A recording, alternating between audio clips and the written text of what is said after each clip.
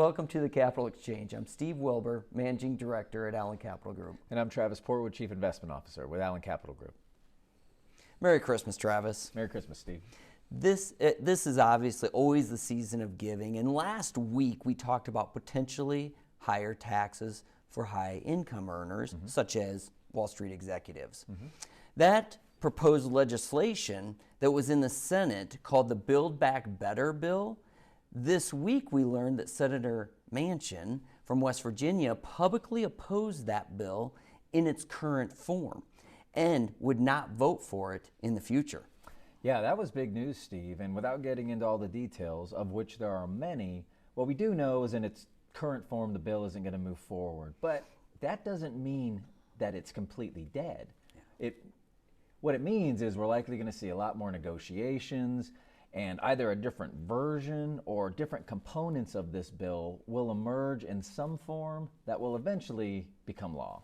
Yeah, Travis, and based on the news, we'll likely see revised economic data and GDP forecasts from the big banks.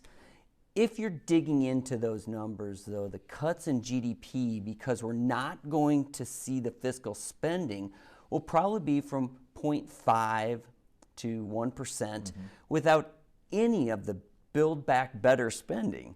Like you said, if any portion, though, of this bill is passed in the future, obviously all of these numbers are going to change again.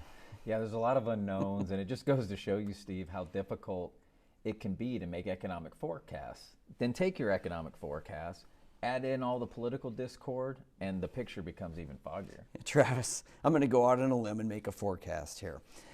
The political rhetoric will escalate heading into 2022 and leading up to the midterm elections. Wow, that's a mighty bold forecast you're making there, Steve. Unfortunately, though, it's a lesson that we have to keep learning. The political landscape obviously can shift unexpectedly, and those shifts will cause market volatility as people react to the news as it comes out. But volatility doesn't have to be scary, or you don't have to view it as a risk. If you're prepared, volatility actually becomes opportunity, doesn't it? I can't agree more, Travis. This has been great. I look forward to it next week. Look forward to it as well. Thank you for watching this week's Exchange. To make sure you don't miss out on future discussions, please follow us on social media. Make sure to like and share our videos, and we'll see you next week.